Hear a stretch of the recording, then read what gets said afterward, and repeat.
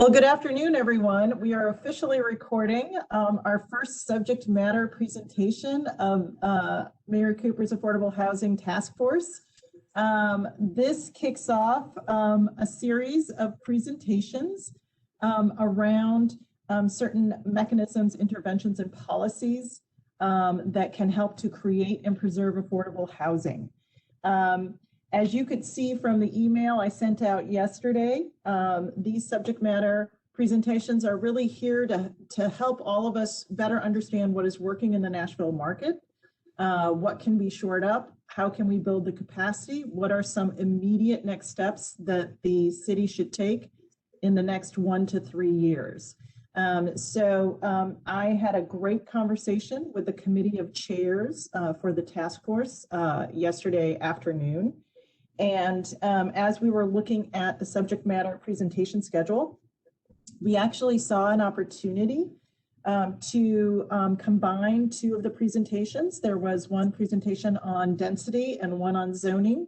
And so we are going to combine that into one that will take place this Monday, March 1st at noon. That will be available to all task force members. I'm very pleased to announce that that panel will be joined by the Executive Director of Planning for Metro Nashville, that's Lucy Kemp, and one of our very own members, another member of the Affordable Housing Task Force, Hunter Nelson, who can talk about Elmington Capital's projects in Nashville and in peer cities of Austin and Charlotte. So that will be a really good discussion. Our very own Edward Henley will be moderating and contributing to that discussion as well. And then, so what we're going to do with the open time, the time where we were going to hear about zoning, which was going to be on Thursday, March 4th at noon, is that's going to open up as a full discussion environment for the entire task force. And the task force co-chairs, Edward Henley and Mick Nelson, will be on board to moderate that discussion. The Department of Planning and Greg Claxton have been working up some very good data, another set of data for us to discuss. So we'll have a chance to talk about that in that session as well. But right now, our schedule remains the same. I'll be sending out another reminder of what's coming up next week. But I just wanted to alert everybody to that. We also have this evening at 5 p.m. a discussion on housing solutions for individuals at or below 30% of AMI. And we'll be joined by Dr. Beth Shin and Judy Tackett, who's the director of the Homeless Impact Division of Metro Nashville. And that's at 5 p.m. and that's available to all Affordable Housing Task Force members. And there are public access numbers available for public attendance of the discussion. With that, I'm going to turn this over to Edward Henley to introduce our presenter and coach of girls basketball, Marshall Crawford. Take it away, Edward. Well, thank you, Dia. Again, thank you, committee members, for being here, staff as well, for all of your support as we continue to go forward. I do have the pleasure this afternoon of introducing Marshall Crawford. We already got to know a little bit about you prior to getting started, which is just what we also love about these opportunities to have folks on our committees present. But Marshall Crawford, he is the president and the chief executive officer of the Housing Fund. I've had the pleasure of knowing Marshall since he joined there in 2017.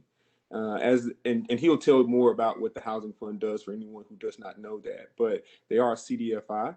That's a private nonprofit here located in Nashville, but they serve the entire state, primarily in revolving loans as well as other grant administration throughout the entire state. He carries a full range of responsibilities there, typically associated with that position. But I will say, before he returned to Nashville, as someone who spent a lot of time here in Nashville, he has served as the president of Housing and Multifamily Development for Community Ventures in Lexington, Kentucky. And he also spent 13 years working at NeighborWorks in Atlanta prior to returning to Nashville. Since returning to Nashville, Marshall has not been someone who has not made his way into the limelight. I think rightfully so. And so in consecutive years, he was named as the most admired CEO, right, by our local business journal. He was also installed into the Tennessee Affordable Housing Coalition Hall of Fame. So great honors there for the work that he has done over the past 20 years. In 2018, he was prominently featured on the cover of Nashville Post Boom magazine for establishing the first community land trust model, which we'll be talking more about today. But also, I think it's good to dive a little bit further back into Marshall's history. He is someone who has served in the military. He is someone who has been dedicated father, as we've talked about, but also has done a lot of extracurriculars. But he completed his master's of public administration with a concentration in nonprofit management from the University of Nebraska. And in 2016, Marshall completed the executive leadership certification at Georgetown University. So a complete wealth of experience, of knowledge, of accolades that are justly due to him. But today we're going to dive more into the work at the Housing Fund and the continued work that he does with the Community Land Trust. So Marshall, I'll turn it over to you to get us started. And thanks for taking the time to put this together as well as serve on our task force. I greatly appreciate it.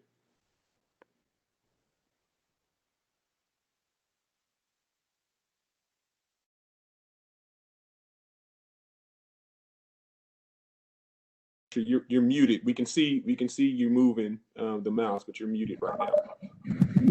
Okay. Can you hear me now? Perfect. And I think it was good. So thanks, Ed, and thank all of you. I know so many of you who are participating on this task force, and I know you now, but I also knew you before as well. And so what a great honor and opportunity to present to you today, just to give you a little overview. But, I would be remiss if I didn't say thank you. The Housing Fund is celebrating 25 years in existence. And it's because of so many of you that are on this call and that are, watching afar or that have played a significant role in the development of the Housing Fund over those years.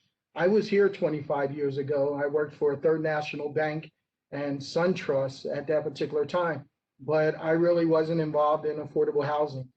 And so, when I was a mortgage loan officer, my responsibilities were to the music industry for SunTrust. But wow, what a journey it has been, as Ed has read in that bio. And I just can't tell you how much I appreciate the work that so many of you do and what you bring to this Nashville community. The Housing Fund would not be in existence without your contributions, your value to its organization and what it has done over the years. So I just wanted to say, first and foremost, thank you. But let me just give you a little bit of overview for, if you didn't know, how the Housing Fund has come about in its journey.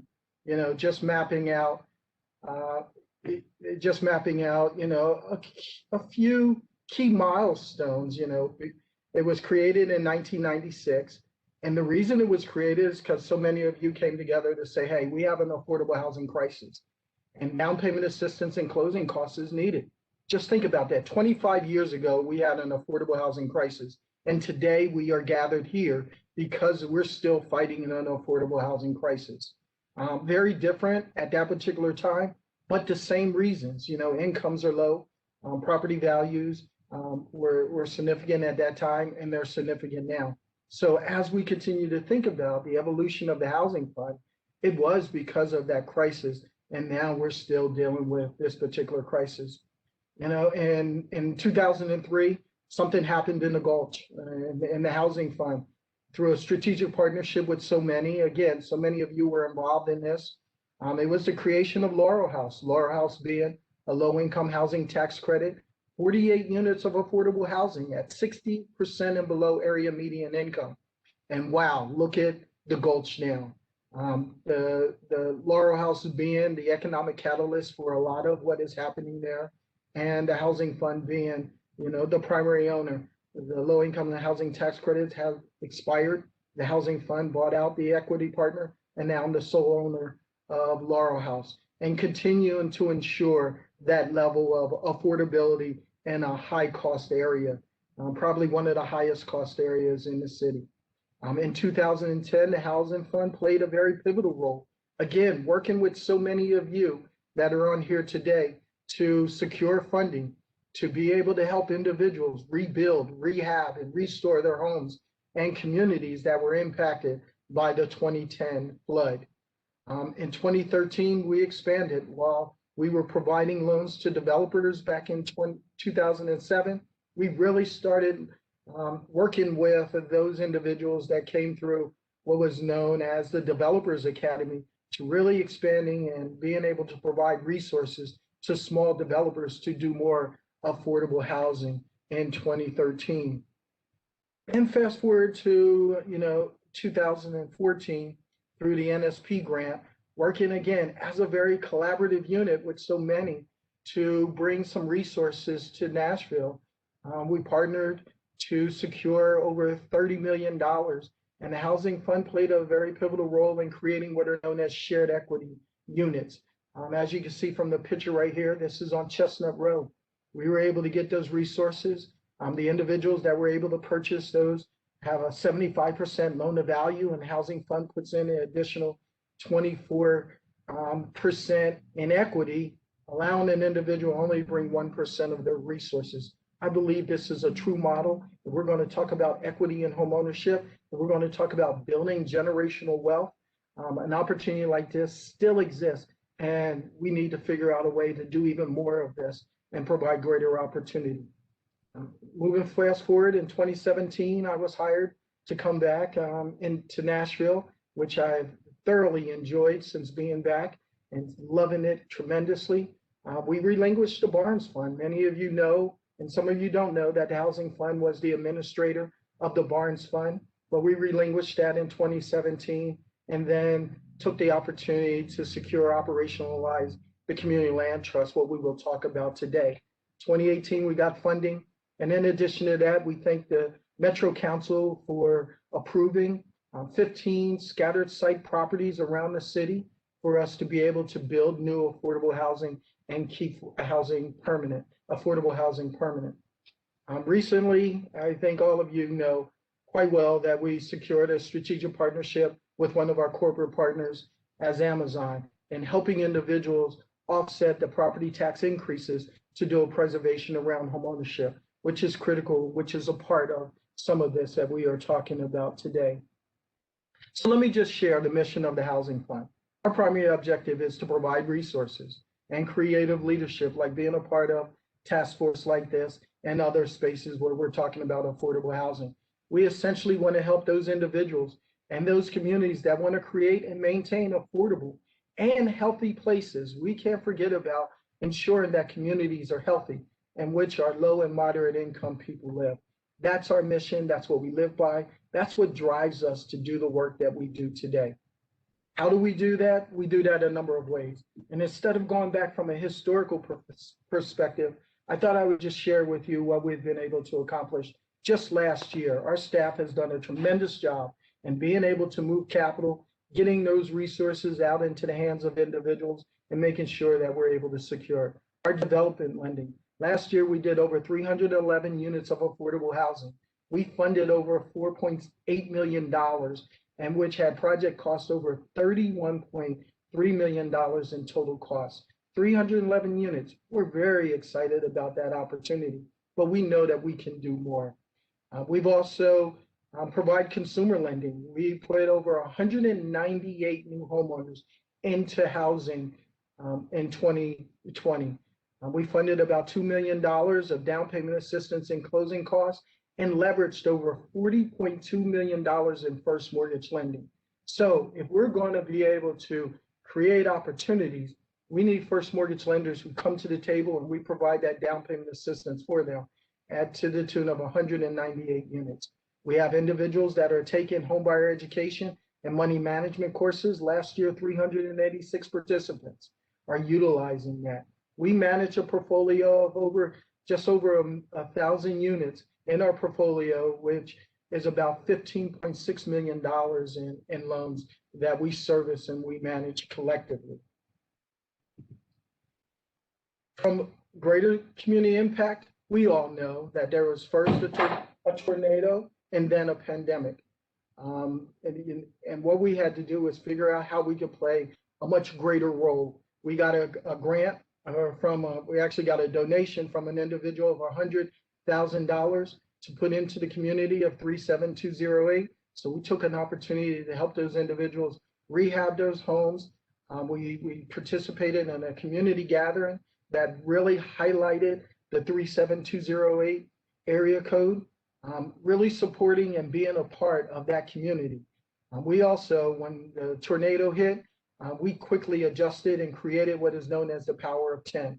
We wanted to mobilize strategic partners, at least 10 partners, trying to help, families rebuild, restore, and rehab, their existing properties, providing grants up to $10,000 to those individuals, mobilizing $100,000 and being able to leverage over $1 million of capital, and which we have exceeded.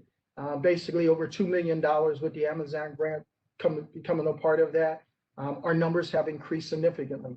Not only the individuals, but also trying to preserve those housing units as well. As you can see, one of the pictures, just an example of where the tornado hit a family and how we were able to work with contractors and utilize a project manager to help rebuild and restore those particular properties. And what I guess I'm most proud about, and what I'll finish with talking about us at the Housing Fund, is how financially sound we have become, and we are. We have basically over $31 million in total assets right now, which is significant from where it was when I came on board. And we continue to utilize those resources to make sure that we get the capital that we need to put into the hands of those individuals and also those developers to allow them to create and preserve affordable housing units. Our sources of income, just last year, we had just over $1 million of earned revenue. That is earned revenue, whereas our loans have our loan fees, our income, our interest income, and our loan servicing fees continue to sustain our operations. That $1 million of income is greater than our liabilities, so we're able to sustain our organization. And then we've been able to work collectively with financial institutions and others who continue to donate to the Housing Fund to ensure our level of sustainability. So when you look at us, we continue to be financially sound, ensuring that we're around to continue to partner with so many nonprofit, for-profits, and large employers, and being able to deploy resources for the purpose of affordable housing. So really, the purpose that I'm being asked to talk today is really around the Community Land Trust. So many of you played a very pivotal role in wanting the Community Land Trust in Nashville and have entrusted the Housing Fund to be the source for operationalizing and mobilizing the Community Land Trust. As you can see, based off the slide, the Community Land Trust is really about preserving, preventing, and protecting long-term affordability for housing and in other community assets. When I think about the Community Land Trust, I want you to think about it in the same light. It's about acquiring and obtaining land, developing that land, and then providing a stewardship component, somebody that works with those individuals and being able to make sure that we're able to sustain and maintain that particular asset and that particular property as well. We typically receive donated land from public or private entities. Subsidy helps reduce the cost. A lot of times, if you look across the country, organizations are utilizing CDBG funds, home dollars, to subsidize those units. I'll tell you, the Housing Fund has not utilized or will not utilize those resources in the immediate future. We have been able to generate additional donations and capital to be able to subsidize those resources. We have a couple of financial institutions that have committed to providing that subsidy, whereas those individuals that get into the Community Land Trust properties, we're hoping we put them in at a 75% loan to value. Just think about what that does. That mitigates, mortgage insurance, that provides a more affordable mortgage payment, and then it also provides the individual to build equity and wealth at a much faster pace as well. So being able to generate and get those donations and resources helps offset the way that we go about in building subsidies. So why is all this important and how does it work?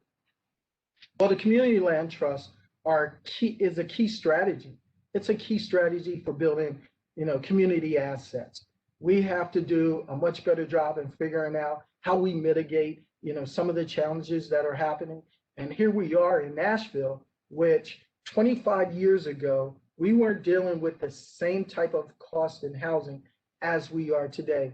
We know that land has become more expensive. We also know that the cost of units have become even more expensive. What we got to do is figure out, how do we keep housing permanently affordable? And the community land trust helps with some of that. It helps reduce the displacement. It helps mitigate some of the gentrification.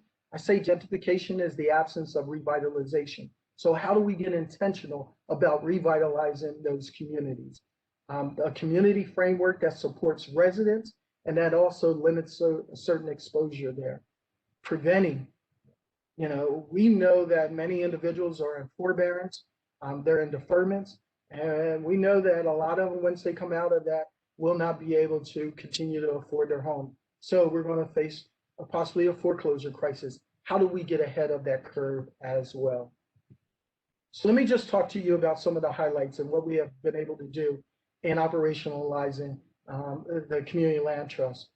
We decided, instead of creating a separate 501c3, to just create it as a programmatic activity under the housing fund. I think as we talk about the future and we talk about scale, then maybe that's a different way that we do it. But right now, it's just a programmatic activity as we continue to mobilize and try to move the CLT forward. We have a coalition of advisory committee that many individuals that are on this call are a part of. We received technical assistance from Grounded Solution that helped us develop some of the collateral material that speaks to the community land trust. We also took some site visits. I've been a part of and working with community land trust for a number of years. I know organizations across the country. My staff took a site visit to Durham, North Carolina, and also to Pittsburgh to visit with some of those organizations about how they're doing the community land trust and what makes it sustainable for them. And then we also established some strategic objectives for the community land trust. Let me just share a few of those with you. Strategy number one was to receive donated properties, undeveloped land, or to acquire it. Strategy number two was to acquire or rehab existing properties. The strategy number three speaks to the acquisition, the demolition and the replacement at a higher density. And I know that we're going to talk about density in another segment, but it's critical that we think about some of that. And then the provision around scattered site rental and lease to purchase. The community land trust is not just for home ownership. It's also for rentals. It's also for businesses. And so we got to think strategically about that. And then finally, the strategy is around stewardship. Someone's got to be there when individuals are, get in trouble or they're trying to figure out, I want to move or what I need to do. So we established what is known as a resale value, as we did with the shared equity properties as well. So there's a lot that we have built in thinking about what are the various strategies that we can incorporate to sustain the CLT. So what have we done from an operational activity wise? We've been working diligently with our attorneys to clear the property titles. The titles that we received or the properties we received, not all of them had clear titles. They were not a warranty deeded to us. And so we have to work through and clearing those titles. So our attorneys are working with us along those lines. We created a ground lease, working with Emily very closely, who is a genius when it comes to the CLT, and working with our attorneys and developing a ground lease that makes sense for Nashvillians, that makes sense for the properties that we have here. We've created a developers agreement. So we hired developers to build on those properties. And so we put an agreement in place that makes sense for all of us. We have a CLT primer that we have developed. We're still working through the particulars because of the changing dynamics of the city, but we haven't released a primer just yet, or even brought it back to the coalition, which we hope to do in the next coming weeks, for them to take a look at it and offer some guidance and some blessing. And then we created a CLT policy guide to guide our internal processes for how we operationalize and immobilize these properties. So when I talked about the donated properties, so here's a map of the donated properties. We received 15 donated properties.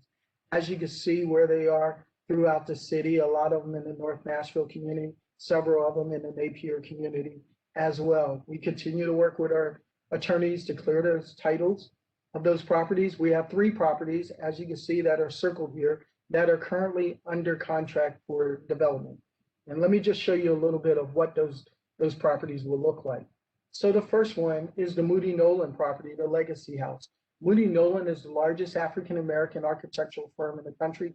They play a very pivotal role here in Nashville. They have designed a lot of the buildings that are here. I think they were a part of the Music City Center and a few other architectural designs as well. So they came to us and they said, hey, Marshall, we understand you have a community land trust. We would like to design a house, build that house, absorb that cost, and then donate it to the housing fund and finding an individual to move into this particular property. It is beautiful. In fact, I want to build a house like this for me so I can live in it. It is just phenomenal the way that it looks. But this is over in the Napier community. Because of COVID, you know, it delayed. We had a groundbreaking and everything. We had a lot of people there. We were looking to move forward with it. And then, of course, COVID hit. And now the cost of building has increased. They're still looking to build this and design and build it there. And so we're still in great partnership. They're getting in one step closer to it. I got an email from Brian Tibbs. He's fully committed. The organization is still committed.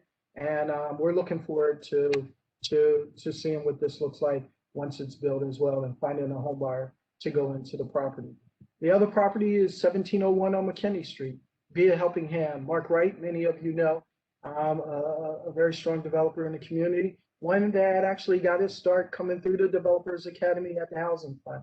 We thought it would be a great way to work with one of those developers that has been there along the ride for us. A beautiful home, 4-bedroom home that we're going to build right there on McKinney. He is at the process of breaking ground on that as well. I think it's at the final stage of getting through codes and planning. There were some things that we had to change up and move, but the conversations continue. They continue to go on, and we're continuing to make a difference in trying to figure out how to move a lot swifter and a lot faster, but doing it in a way that we are intentional and deliberate about how we manage this process. So let me just talk a little bit about the future model of the CLT, because I think it plays a critical role in what we're trying to do and what we're talking about here in the preservation conversation, but also the creation conversation as well. It's not my intention where the CLT stays a programmatic activity under the housing fund. If we're going to go to scale and we're going to try to make a difference, then there's a possibility that it becomes a separate 501c3. At this particular time, maybe that's not the best from a funding standpoint on how we do that. We got to get some of these other properties moving. I sent out a link that shows you some examples of some of the best CLTs that have been doing it longstanding across the country. Most all CLTs are separate 501c3. They're developers, strictly developers. That's all they do is the development concept. And so they build houses, they get property, they identify, they land bank a lot of those properties, they work through the title issues. And then most of them, as what I've seen from the data, when we said the proposal, we were talking about 150. But if we're going to go to scale and we're really talking about this, we got to figure out, you know, how do we get closer to that 250 properties that are both single family and multifamily, or even businesses that they stay a part of the community. We have to develop a preservation strategy. That's why many of us are on this working group, talking about what are those preservation strategies. You know, we got to focus, and the reason we got to do that is because it's a high cost of land and properties. And we have a lot of stock, housing stock, that has been known as affordable housing. How do we preserve some of that and some of the land that right now where we can build affordable housing? Again, as I mentioned, the forbearances and the deferrals of loans will eventually create a foreclosure problem. How do we get ahead of that? how do we address that issue by offering an opportunity to acquire and secure those units? How do we put in place a funding source that allows organizations to go out and buy properties and rehab those properties and put them back on the market at an affordable rate, and thinking through what that looks like as well. And so what I would wrap up and then finally say, Ed, and I hope this was appropriate in timing, we got to think about the community land trust in terms of preserve, prevent, and protect.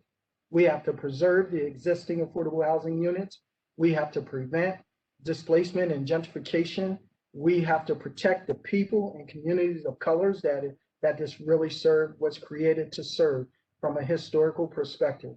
How do we do that? We got to provide incentives for creating and maintaining those units, both to nonprofit organizations that are working in this space, but also to those for-profit developers and also those individuals out there that are providing affordable housing just on their own. We have to be intentional about revitalization and investments in certain communities, because that's what curbs or mitigates some of that gentrification. And then I would say this, and I mean it with all of my heart, we have to really look at the policies and the practices that have created some of the divide that we have within our community, and mitigate systemic racism and those policies that have been intentional about the racial divide that we have nationwide. But how do we dig deep into those policies and procedures that are presenting the issues right here in the city that we love and that we call home as well? And so, Ed, I hope that was appropriate in timing, and I'm more than happy to address and answer any questions and thoughts there. No, well, Marshall, again, thank you for that, and the work that you and the team over at the Housing Fund do all across the board on many fronts, and in particular, what you've described today with the Community Land Trust. I think there's an unspoken debt, I think, that of gratitude that's owed to what you guys are doing, because you're starting the Community Land Trust right from scratch. I mean, there's great models that are around the country, but in essence, it was done from scratch, and it was done in the midst of Nashville being the boom and the it city, right? I mean, so those natural things that honestly operate in counter effect to what you're trying to do there, such as spiking land costs, an extreme amount of outside investment coming in, driving the price of land up, but also just scarcity. I mean, there's not more land being created, and then tackling the challenges of the land that's been provided to you guys. Some of those having some challenges and working to clear those with the appropriate parties to place homes on those properties. So with that, I will open it for questions. I think we already have 2 hands up. I see one from Councilmember Berkeley and then another from Kay. So Councilmember Allen, will you start? And then Kay, I'll come to you right after. Yeah. Well, Marshall, thanks for the good explanation. I always something new about the intricacies of community land trust. Can you talk a little bit more about possibilities for getting ahead of the foreclosure that we know is coming? And I know Emily has got some incredibly complicated stuff that she's already talking about, but if you can put it in layman's terms and tell us what this committee could possibly recommend, because that's going to be a huge piece of preserving, I think. Absolutely. The best way I think about it is that we know a lot of the financial institutions here, a lot of, the CRA representatives, a lot of these banks are servicing their own portfolio stock of affordable housing loans. Again, we have over 1,100 units ourselves, and so we're being very proactive in reaching out to those individuals that may be that are in forbearance, and that also have deferrals, and being proactive of saying, hey, if you're having trouble with this, or you're thinking about selling, give us a call first. So how do we get those financial institutions to the table? How do we get the nonprofits or others sitting at the table and saying, hey, how do we put a system or a process in place? How do we have the resources and the capital for being able to have the first right to acquire those particular units so that we can, acquire those units, renovate them, and then put them back on the market at an affordable rate as well. I think that if we go to these financial institutions or identify who the large servicers are and ask them or put a program or a process in place for doing that, I think we could get ahead of this and address some of that. I'm probably not the smartest guy in the world, but just thinking about, where we stand with our own portfolio of individuals, that's where we can start. And that's what we have been doing and reaching out to our existing portfolio. But I think we can bring the financial institutions to the table. We've been having a discussion with Pinnacle about the same thing, because we know that they service a portfolio of nonprofit loans, or there are a portfolio of loans around, affordable housing, low to moderate individuals who are in affordable housing. How do we get ahead of that? How do we get the first opportunity of being able to work with those clients if they're going to foreclosure, or if they just want to sell? We have approached a lot of people about, buying houses, but right now, everybody wants above the appraised value because they know it's a cash market right now. And so they can. But if they're low to moderate income individuals, how can we put a program in place that gives us the first opportunity to work with those individuals and inquire in those units? And would that model keep most of those people in the homes? So it could, yeah, if we work to them. So say, for example, what we're thinking, what if an individual just can't afford it? So why don't we acquire it, and then why don't we rent it back to them over time and helping them get? So I think that we could think through what that looks like, and as long as we can keep them in the house by us acquiring it and then renting it to them at a much lower rate that sustains them for a period of time, then it also provides an opportunity around sustaining affordable housing. Thanks. You're welcome.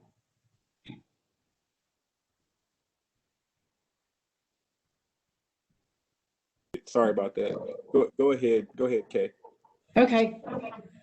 I think in terms of thinking about preservation, one way to think about it is that preserving the bricks and mortar unit.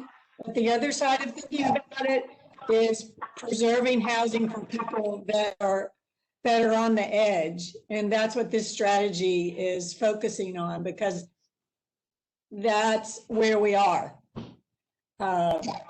So that's why I'm excited about that. If I could go back to Marshall, just some of the technical sides of the community land trust models, particularly around the ones that have gotten into the rental housing side of things. And the ones you've learned about, did they have the land and then build it? Or have they acquired some units and put them in their land trust portfolio? What can you share with us about that particular picture of the rental housing side within a land trust model? So let me use in Pittsburgh, for example, they acquired a multifamily complex, and what they did is that they put it in their community land trust. The reason they went to the city, and the city was willing to give them a tax abatement on the community land trust properties, whereas they didn't have to pay the taxes on the land or the unit. So that helped reduce, it's almost like a subsidy. So that helped them address the affordability issue of having that particular unit. And that's what we see from a multifamily standpoint is happening in many places there. Again, utilizing government funding as subsidy to be able to offset it. But the property taxes were really a big part of that, where they were able to mitigate some of that. So buying those existing units from the acquisition of land, we know up in Champaign, they go after every bit of land that they can acquire. They get that land. They land bank the land for a period of time. I think the CLT can eventually, be a land bank as well as the CLT, and holding some of those properties, working through and clearing those titles. Because as we all know, many of us on here who get properties, that's a sticking point of trying to clear those titles, and Yeah. working through trying to clear those titles are huge. But we know that, I'll just tell you, in Durham, the city donated land to them. The city had a lot of land and wanted to preserve affordable housing, so they were able to get that land. And then again, they put it in a community land trust because that's what they are, and put it in a community land trust. Then they build the property there as well. So, and many of their homes are rentals. So they're renting those homes instead of them being for housing, but they do have a stock of housing. But initially, what they're doing is renting, and then hopefully give an opportunity for the individual to move into home ownership. So almost like a lease purchase opportunity there as well. So Provides a path for them. it does. And when you talk about a CLT, you got to think about sustainability. So how does the organization sustain itself? So it has to have a source of revenue. And many times, the multifamily, they're able to collect rents on that and it's able to sustain, or the selling of units, then they're able to sustain their operations by taking a developer fee and the rest of that as well. So when you think about the growth of a CLT, and the models vary across the country, and people are getting very creative about some of this. So there are some that are doing it for businesses. They buy the property and then they allow a business owner to maintain their operations within that business. So there's many different models from a level of sustainability that organizations can think through from a preservation standpoint. Thank you. You're welcome. Thanks for that, and expressing the versatility, right, that land trusts are being utilized and the way people are being more and more creative about it. I'm going to ask that even if we're asking the question, that we mute, so there's less feedback and when we're having dialogue. But Dan, I do see that your hand is up. I believe you were unmuted to get my attention, but I see your hand. So I see Dan, and then I recognize Kia after that. So Dan, go ahead. Yes, right. So one of the programs that I thought was a good one was the shared equity program. Sure. Did you receive special funding for that? And if so, is the possibility that you could do more of that type of development? Thanks, Mr. Lane. You're absolutely right. So we did. NSP played a huge role around that. So I think we partnered with a collaborative group that got $30 million of NSP funding, and the housing fund was able to use a part of that to create 43 units of shared equity. And again, what does that mean? It means that we share that equity with the initial home buyer, and then it's shared throughout with low to moderate income individuals that come after them once they sell it. I think it is a phenomenal model. Again, just think about it.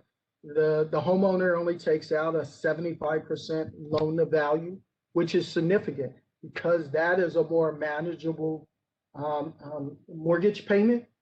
You don't have to pay on mortgage insurance or PMI or any of that, and it reduces. And then they only put 1% in it, and then the housing fund has those resources to be able to subsidize the other portion of it. So what it says is that the housing fund is an investor in that. And we're trying to ensure long-term sustainability.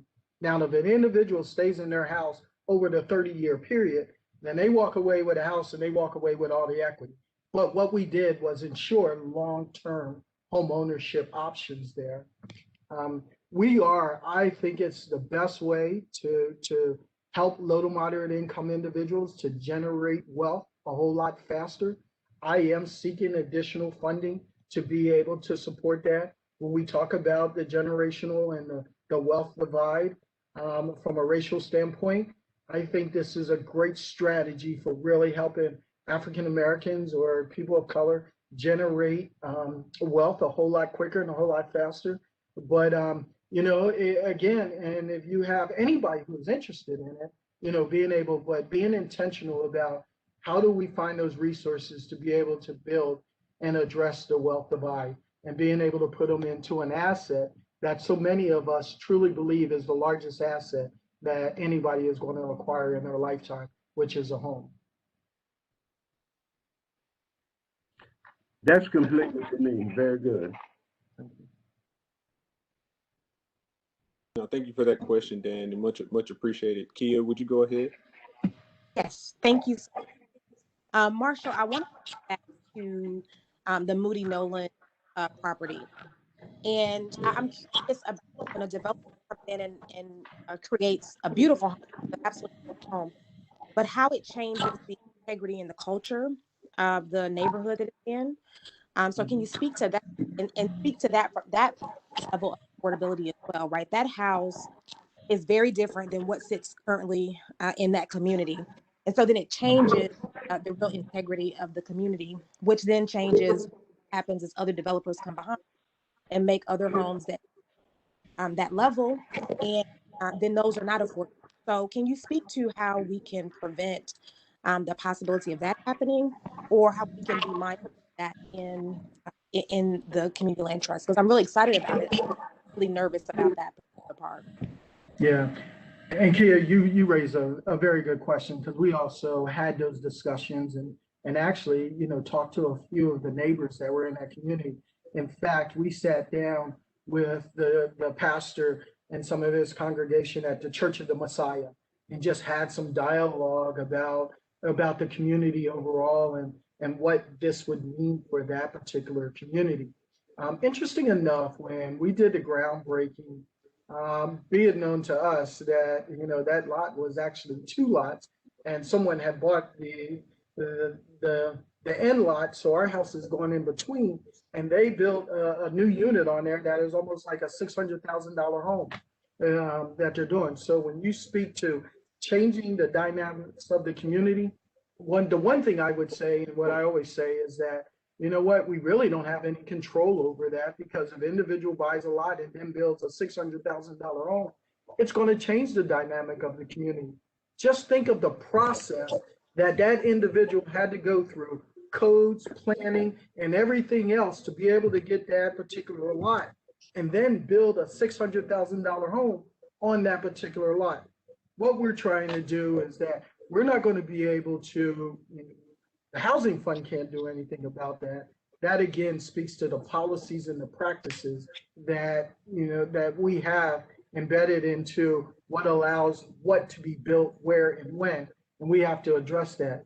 But what this does, in talking to some of the homeowners there, is that it creates a different mindset of the people that live in those communities. And what we told those individuals is that, yeah, we're going to build this unit, but if you also want to fix your unit, we also have home improvement capital that we can also come in and help you think about how you improve your house and sustain your units as well. So we're not just trying to look at it as we're going to build a unit there and then we're just going to allow it, to be on its own. We also want to get in that community and work with those individuals to help them improve and rehab their homes. That also increases their values as well.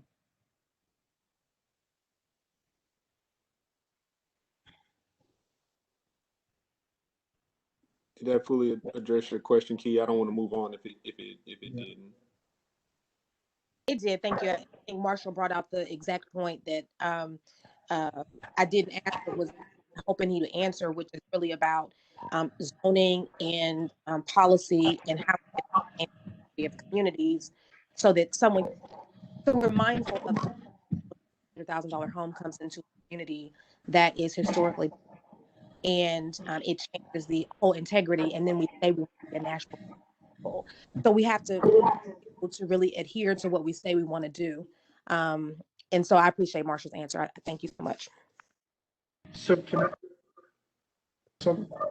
hey, yeah, let me just add. So the Moody Nolan property, our initial intentions was in finding a home buyer at this home, it was going to be at 75% on the value. And what we calculated is that this home would sell for about $144,000 for an individual, a worthy low to moderate income individual. What we plan to do with this home is to work with several nonprofit organizations Moody Nolan has are working with us to identify what the characteristics of that homeowner would be. And then what we would do is provide those characteristics to different nonprofit organizations to identify an individual. And then we were going to put their names in a hat and then draw their names out of a hat. Once they go through our homebuyer education program, they go through our, our working with the mortgage lender that we have identified, and they could actually fully qualify for it. We were going to pull their name out of the hat and give it to it that way. So we were just trying to get creative and being mindful that when we say community land trust, and I hope that this is what everybody takes from this, this is really about the community.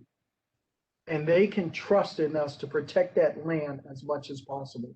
Again, when I say, that we have to do everything in our power to preserve, prevent, and protect, I truly mean that. How do we preserve, how do we prevent, and how do we protect everything that we're doing around the community land trust? And if we holistically buy into that mindset as a community of leaders that are serving in this platform and others, then I think that gets us to be in creating and preserving affordable housing collectively. Understood, Marshall. And again, the uniqueness of this opportunity that's been created with Moody Nolan, I think is a great one. And then again, how do you maximize that in terms of ways to engage multiple people and ultimately provide? I mean, it's only one dwelling, but how do you maximize and leverage that as far as possible? I would say, okay, I see your hand and your mic is open. I don't know if that hand was from earlier, but I did want to recognize you. You have a question? Yep. Okay. Marshall, let's talk dollars and wages. So looking at the median wage, annual wage currently of Nashvillians is roughly around $38,000. And then looking within that number from the economist with Metro Social Services, who I talk to a lot, Abdulghani, a lot of those people are clustered around earnings around $28,000 to $33,000 a year. And we know from Greg's numbers, there's a hollowing out, right? So with the community land trust model, and with finding a bank to partner that would loan 75% loan to value, is it possible for those people at those income levels to have a home ownership opportunity? Yeah. Okay, that's going to be tough. It's going to be tough. It's a matter of, and it all depends. Again, if we're selling a unit at $144,000, a unit like this, that makes it possible for that type of individual. Yep. But this is probably a one-off, because then when you think about, the Be a Helping Hand unit, again, that's almost like a $300,000 unit at 75%. It's over a $200,000 property right there. So in our ground lease and where we've started at the premise of 80% and below area median income for the community land trust. Again, subsidy plays a critical role. And it's a matter of, how much can we, and when we started talking the prices on, the Be a Helping Hand, it was before the pandemic. And so the cost of it was significantly lower. Now, after the pandemic, and we all know that the cost of lumber is increasing significantly and everything else is going up.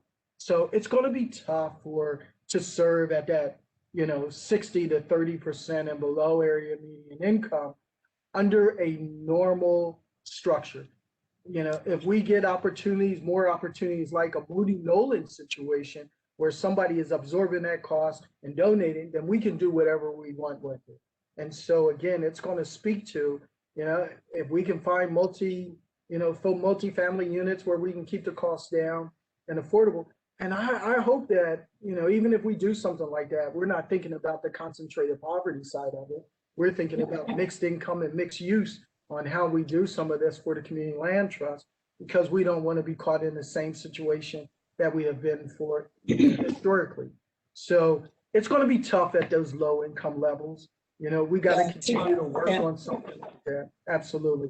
So our ground lease really predicates on 80% and below area median income.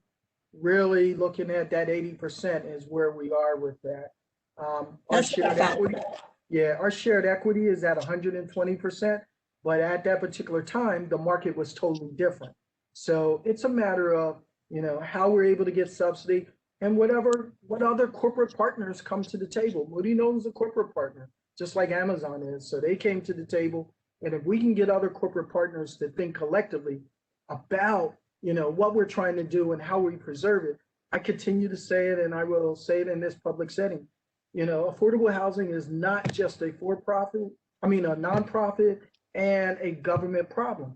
It's a corporate and a major employer problem as well. So how do we get everybody to the table to put resources in to help us address this situation? Thanks. Marshall, I think that was great. I will emphasize what you're saying, the economic proposition there, and I think the value proposition of a community land trust, particularly one that has a great steward, similar to what the housing fund is when you have a corporate partner and you put those dollars there, just as you would with any other contributor to a nonprofit, there is that continued stewardship. There is that one unit will persevere through the times. We have a lot of conversations that have happened and will continue to happen about the sunsetting of these affordability projects. And so I think what you're talking about now will really kind of offset that. As we build up our number of units, it will also preserve those number of units. And I think that's important. I'm going to ask that everyone mute. I'm getting a little bit of echo myself. Councilmember Allen, I see you have your hand up. I want to suggest one potential corporate partner is the hospitality industry. Yeah. Because they're directly affected by the inability of their service workers to live in the county and get to work. And that is a group I think is one that could be looked at. Secondly, I want to go back to Kia's question about what does one new large unit in the area do? How does that, does that then set off a inevitable cascade? Just to mention, there is a zoning tool, contextual design overlay, that if anyone is interested in, they can work with the council member and say, we are willing to limit our growth potential by saying everything new can only be 1.5 times as big as what's there, because we think that what the scale of what we have here is a valuable asset. I mean, that's a little controversial if you believe that getting bigger and better is always better, but I think it's helpful for people to realize that zoning tool is out there, and if that's what a community feels like is beneficial for them, I just want to make sure every community is aware of that possibility, because it would put them in a place to be in charge of what they've said the growth in their community would look like.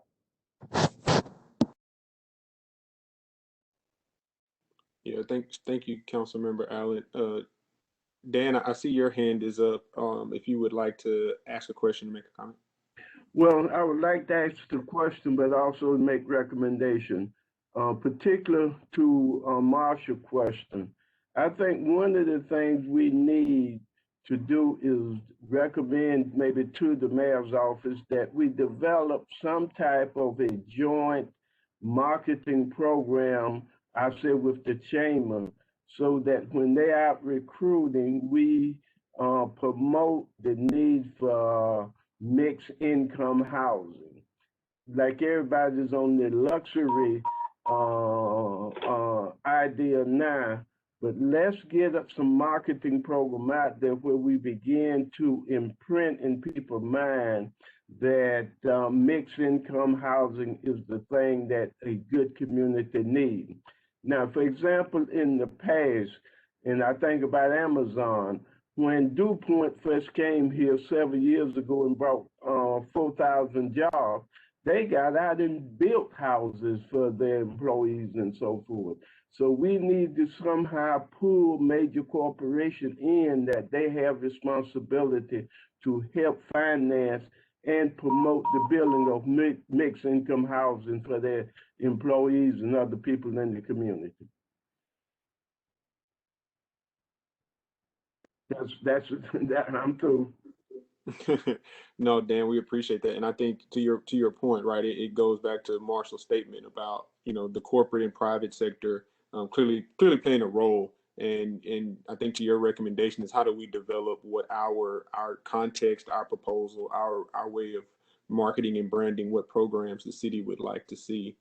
Well, Marshall, while I don't see any hands up, I have a question for you, and I believe it's in the context of scale, and you talked about scaling the program. I think about the approach to housing and solutions are very similar to transit, right? There's not one mode of transit that's going to be suitable for solving the problem. I think the same about as we try to tackle our housing crisis. We'll have to look at really all the options we have on the table, all the tools we have, and getting new ones, of course. But how do we grow the ones that we have? And right now we have a community land trust that has been entrusted with 15 properties. But you talked about that growth to 250. I think initially it was 150, but to 250. I'll ask this just for relativeness, right? So when we're presenting to our committee, when you kind of benchmarked against some of those other community land trusts that have either been around for a while or you would consider doing a good job, what scale do they kind of look at? Is that where that 150 to 250 came from? That is, Ed, in the research and talking to Selena in Durham and talking to John up in New Hampshire. It was like that 150 to that 250, looking at scale. But it also talked about when I laid out the strategies, a lot of those strategies were pulled. They were like, you can't just go with one strategy and think that you're going to accomplish that. There have to be multiple strategies that's going to allow you to get to where you want to be. That creates a certain scale. And when you're thinking about scale, you got to think about sustainability. And so that's where a lot of that came from, just from the research and the conversations about, okay, well, we're going to lay this out. If we do one strategy, then you're looking at, like, and so the one strategy that we have right now, and the reason we have 15 is because it's really just one strategy. We got to get beyond, just that one strategy. We also got to get to the acquisition and the acquiring of existing units. We got to get to, finding and acquiring units that could have higher density and land that can provide for higher density.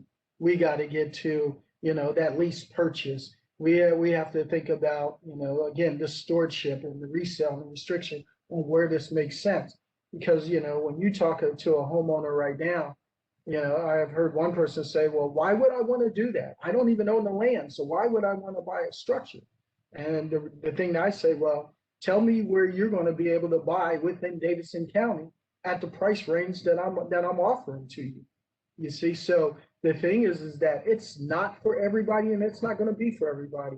We got to figure out who is the community land trust really for, which is why Kay asked the question about income levels, is because we got to say, this is for this income level and being able to live in this particular community, and being mindful of that situation. So, Ed, it really speaks to those numbers are what others are indicating for a community land trust that wants to go to scale or get to that point. But again, you got to think about the multiple strategies that are going to allow you to get there. Yeah, thanks for that, Marshall. I appreciate it. I see, Kelsey. I think your hand just went up. Would you go ahead? Yeah, Marshall, as we're talking about getting to scale and leveraging those other strategies, what do you think the housing fund needs in order to do that? Is it simply capital? Are there policy adjustments? We talked a little bit about communications. Is there information that you need? Like, what do you need in order to get to that point? Yeah. Hey, Kelsey, that's a great question. That's all of those. All of those. I would just tell you all of those. It would be great if we can get abatement on those properties, that the taxes on those properties. We're paying for those taxes. It would be great if we can get those properties with a warranty deed or somebody who clear those titles where we don't have to, absorb the costs of clearing those particular titles. It would be great if there were some policy, adjustments that allow us to move a heck of a lot quicker, knowing that it's a part of the land trust. I mean, the developers having to go to codes. We had to deal with a sewage issue. Where we are absorbing the cost of making these. We had to, think about a sidewalk. We had to think about, there was a utility line that might have had to be moved or adjust. I mean, all of these things, but and here it is, I'm absorbing those costs. So yeah, some of those well, it's a community land trust property. How can we move this a whole lot quicker and adjust that situation? We're working through right now and working with a financial institution for, a line of credit that will allow us to have the capital that we need to acquire properties, to be more strategic in how we can immediately acquire properties when they become available, and then rehabbing those properties and then getting them back on the market quickly. So yeah, resources always. Again, if we do acquire those properties, do we have the subsidies that we need to be able to mitigate that cost? We've had a financial institution that has made a commitment of doing, again, 75% loan to value, but they've also indicated that they would like to provide the subsidy for this as well. So we have people that I am working with strategically to think through the best way of moving this and making it a success in the city. They see the need.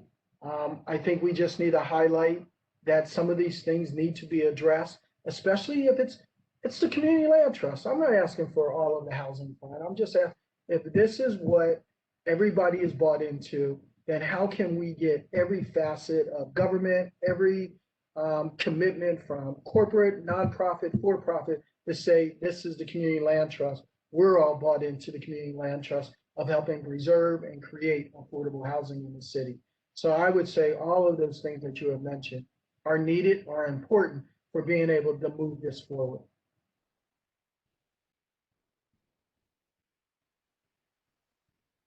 I don't see hands right now, but Mark, well, thanks for that answer. I think kind of building off of that and somewhat off of the conversation that Dan had earlier, I try to think about programs, right? Ways to, right? Community land trust. Land is at the core, and we're not making any more land, and Nashville completely has a high demand for its property. Have you seen in any other community land trust, when we talk about policy a little bit, like what Kelsey asked, or strategies, maybe working with their IDB or any other type of department organization, as land switches between different types of zoning, or as different types of demand come from projects? Has there been either an allocation or a first right of refusal given to a land trust? Have you seen something like that? That's kind of, you're not creating any more land, but as land becomes available for residential uses, does it kind of put the land trust at the forefront? Ed, I don't know if I know that answer, man. That's a great answer. I don't know. I don't know that answer. Whether or not metropolitan areas or city governments are doing that, I really don't know. No, again, I'm just curious. I'm thinking about ways of combating the natural environment that we're in now. Absolutely, just absolutely. As a dynamic that may be taken into consideration. Yeah, and that's a great thought process of how do you give the community land trust the right of first refusal on some of that. I mean, we have it written into other agreements, so why can't it be a part of that? I don't know. I don't know if I've been in an environment where that has been brought up. So yeah, that's a great point. I just don't know the answer to that. Yeah. Kelsey, did your hand go back up? Yeah, just a quick thought on that thread.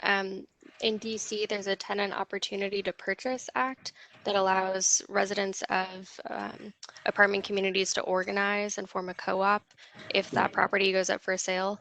And typically they partner with the CDC in order to raise the capital to accomplish that. So that might be an interesting role for the CLT to fit into that process. We obviously don't have that currently, but that policy could be really effective.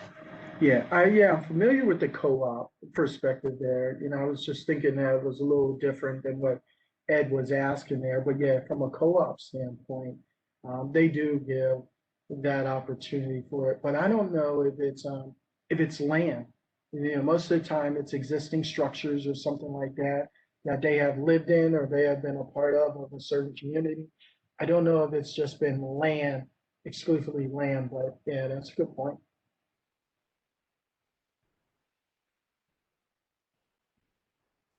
Muted. I see a hand, Kay, and then Councilmember Allen. I have read on the land banking side of things that some municipalities have established strategies and policies for public land to, at a point, the property would be analyzed to determine feasibility for residential development.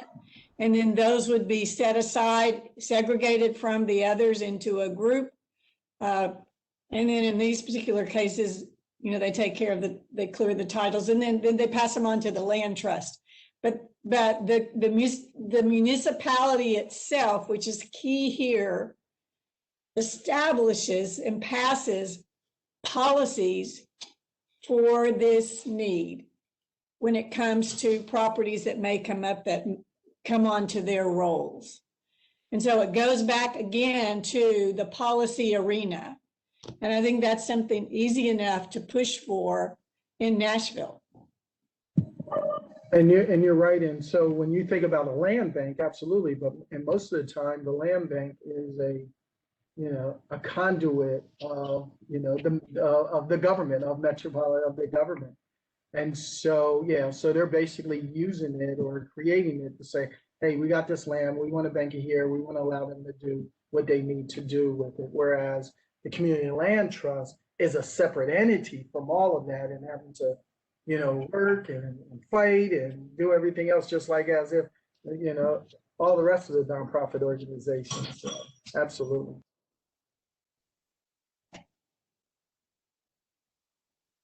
Thanks for that, Kay. If you would mute for me, as I turn over to Councilmember Allen.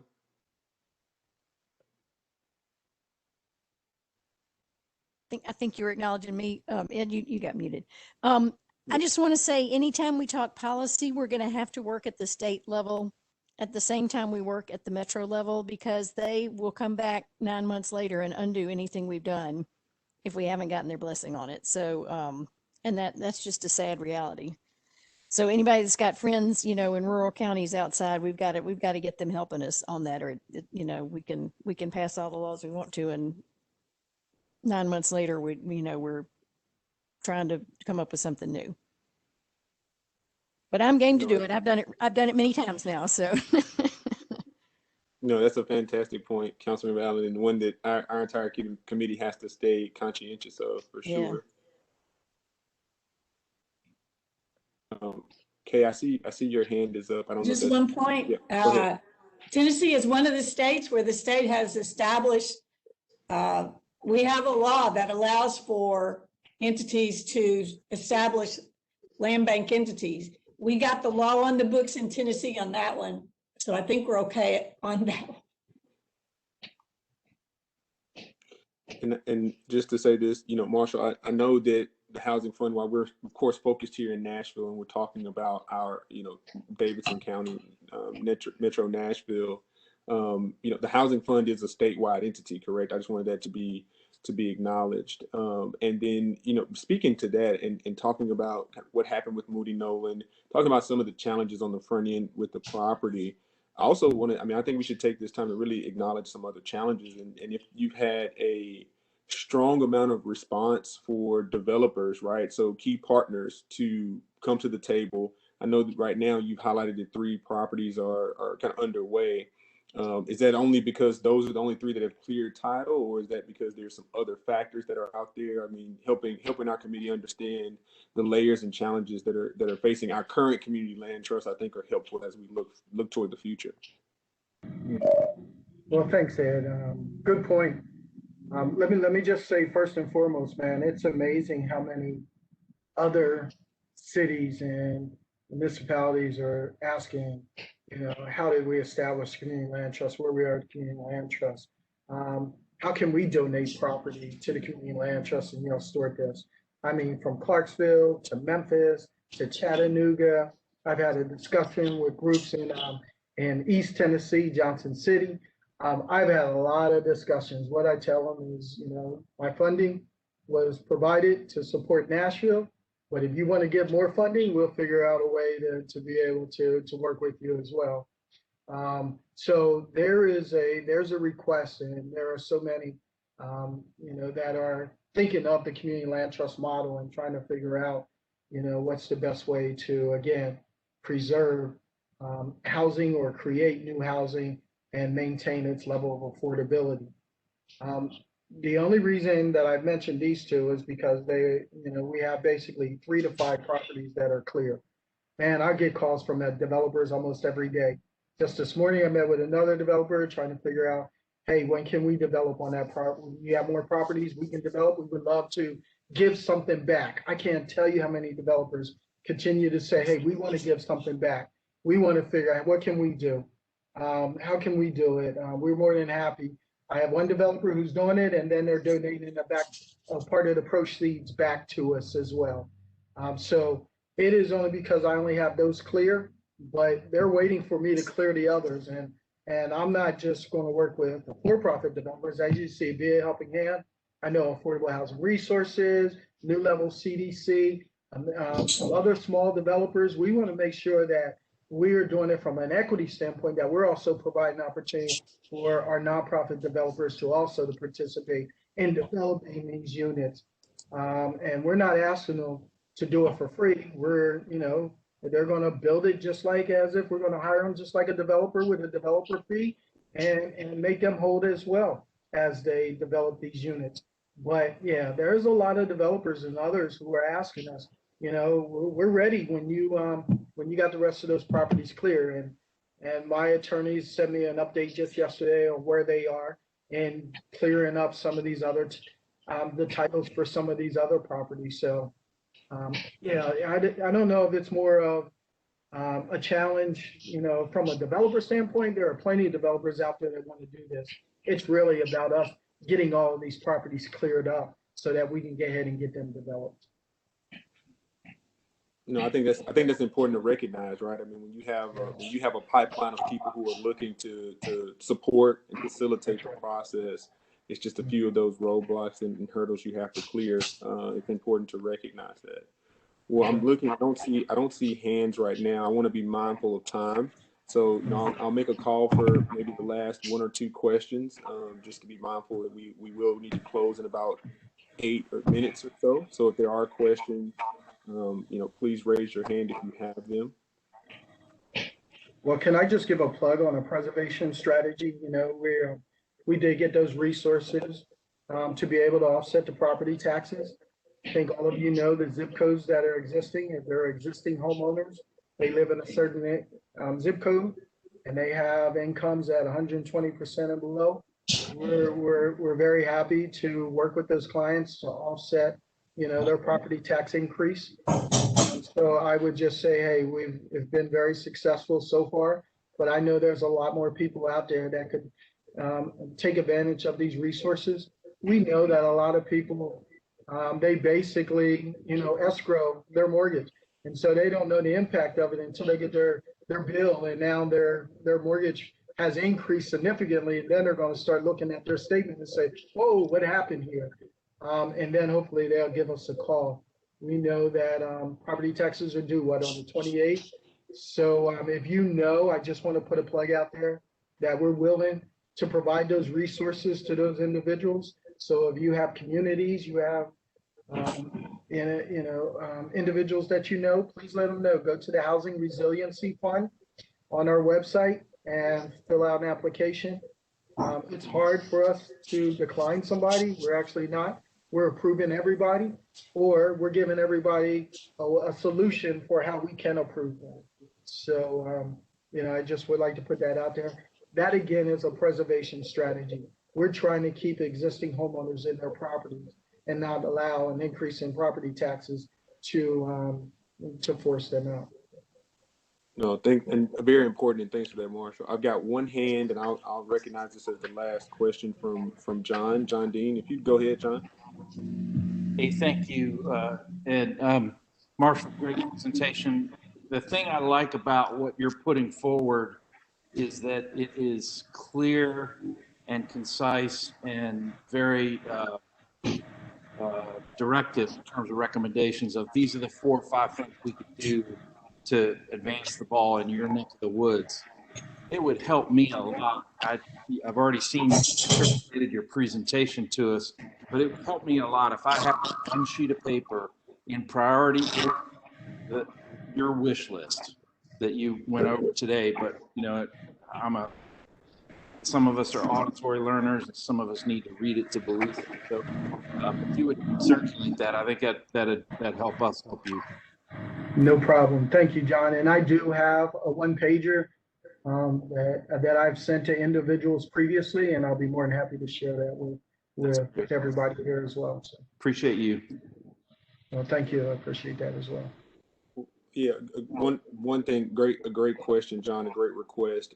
As we move to close, I will say, having been familiar with the Housing Fund, especially as they work to develop the Community Land Trust, one thing they have spent a lot of time and resources on, as well as collaborating with really good folks, is really how to communicate that message, right? How to tell that story, and then the materials that go behind it. Just as John mentioned, there are different ways that people learn, absorb information, understanding that on the onset, it's not going to be for everybody.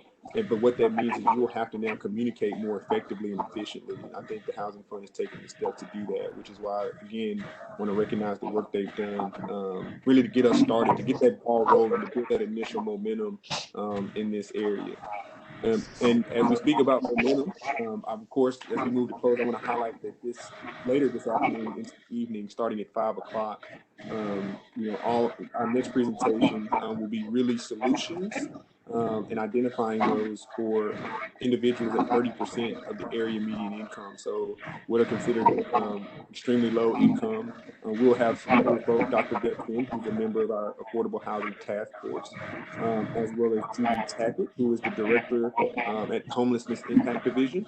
And so both of them together will be really tag teaming that talk, and I'll be assisting and moderating, as will my co-chair Mick. So please, if you can, tune into that one. We've had a lot of conversation about that area of need. I believe Kay brought it up earlier. How are we going to target that area? And so I think it'll be a great conversation on tools that are being used currently, the current state, and then what we can do as part of our recommendations and action plan to look at that area. So again, if you can't make it, of course, these are recorded, but I just wanted to highlight that real time. And again, all of our committee members are invited to participate. There'll be a Q&A very similar to what there was here. So again, it's a great time for dialogue on the topic. Other than that, I'll thank everybody for the time today. I always look to Dia because she keeps me straight, she keeps me straight. So if there's anything that I might have left off, please let me know. But if not, I would say I'll turn it back over to Dia just so that we can formally close if we are going to close at this time. Yes, thank you, Edward, and thank you, Marshall, for such an excellent presentation and informative presentation about how we should be thinking about the Community Land Trust. I also want to thank all of our members of the task force for participating today, and we look forward to seeing you tonight at 5 p.m. See you then.